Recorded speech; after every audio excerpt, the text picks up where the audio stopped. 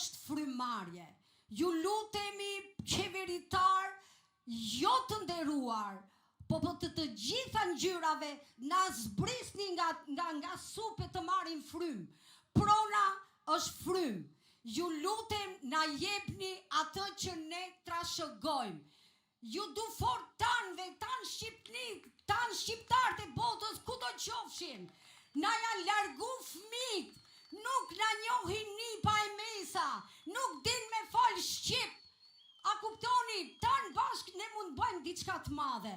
Agron Shehaj, kam zemër, ta kam dhanë votën, ta kam dhanë shpirtin dhe kam e ta dhanë gjithmonë. Ju dua të gjithë shqiptar ku do qofshin.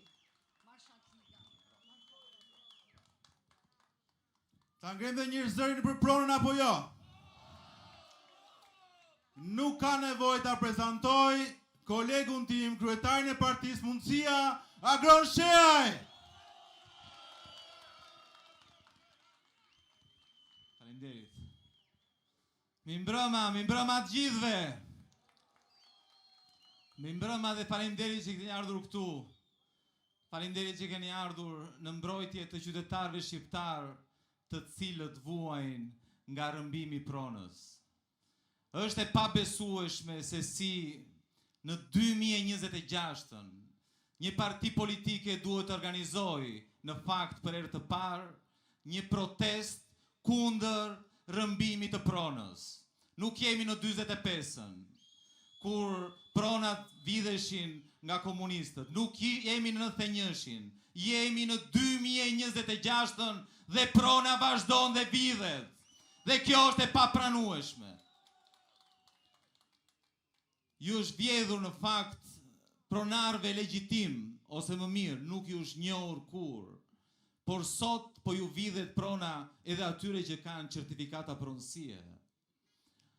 Por në fakt unë duhet të përgëzoj të gjithë protestuesit e Rjollit dhe ata të Durrësit. Ju po na frymëzoni të gjithëve. Kur nuk ishte ndodhur që të rinj, të reja, nëna me fëmijë të vegjël, të moshuar, të dilnin kundër oligarkëve, kundër të fortëve, pavarësisht grushtave, pavarësisht shkopave të gomës, pavarësisht të fortëve me kapuç që i rajnë, që ndrojnë aty çdo ditë, pavarësisht e i çojnë polici, ata vazhdojnë e rinë aty dhe nuk dorëzohen. Jeni frymëzim për gjithë shqiptarët.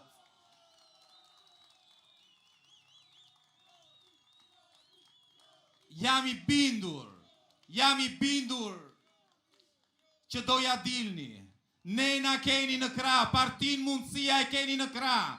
E ka në krah protestuesit e Rjollit, të Durrësit, të Thethit, të Borshit, të gjithë Shqipërisë.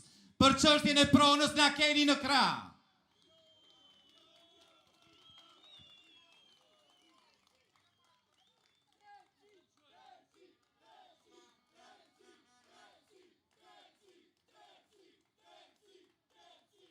Tani, fatkeqësia më e madhe është që ndërkohë që ju protestoni për pronën tuaj, ndërkohë që ju duroni dhunën e policisë private, në fakt janë bandit të veshur me rrobat e policisë private, ndërkohë që ju përplaseni me oligarkët, parlamenti, partit politike me kë janë me ata.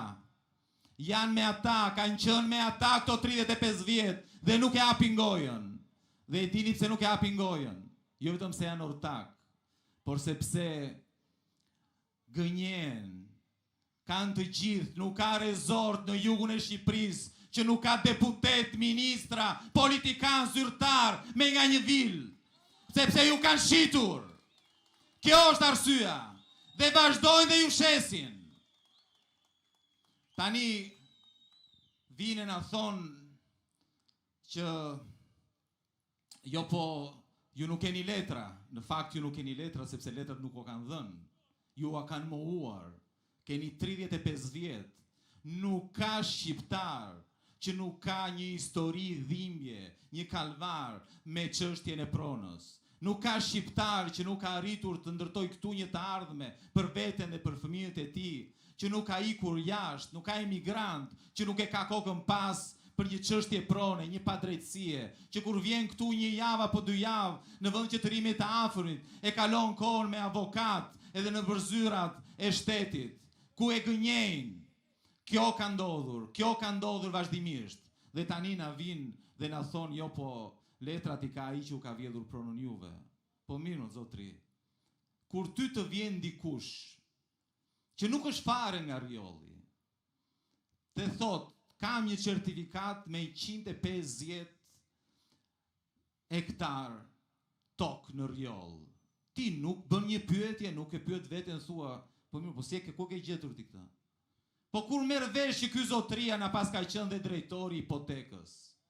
Ti nuk i bën një pyetje vetes, nuk të vin dyshimi që ai mund ta ketë vjedhur atë pronë, mund ta ketë hedhur në emrin e vet 150 hektar pronë.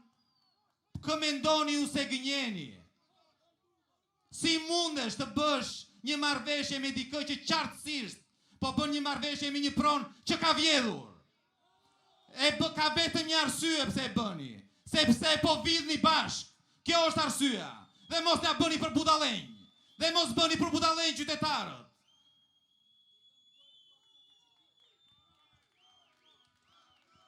Tani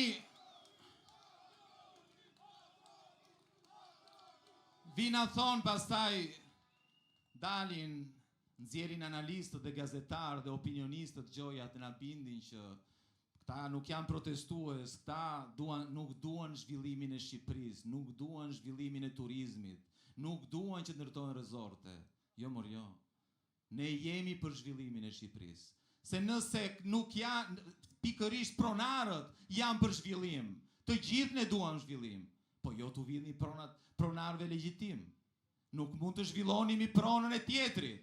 Nuk mund të zhvillojni, të pasurojni dhe ndërkohë të lini për të përjashtoni pronarët legjitim, që kanë qindra vite që kanë jetuar aty, paraardhësit e tyre kanë jetuar aty.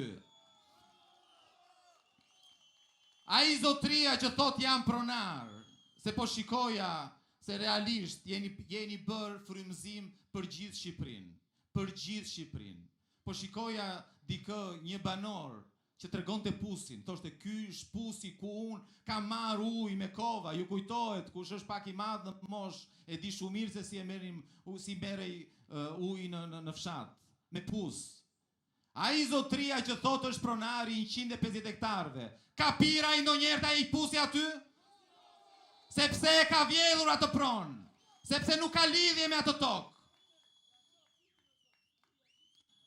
Vine na thonë shqiptarëve, miru a bëjnë, nuk kanë më nervin e protestës, nuk protestojnë më. Nuk është e vërtet.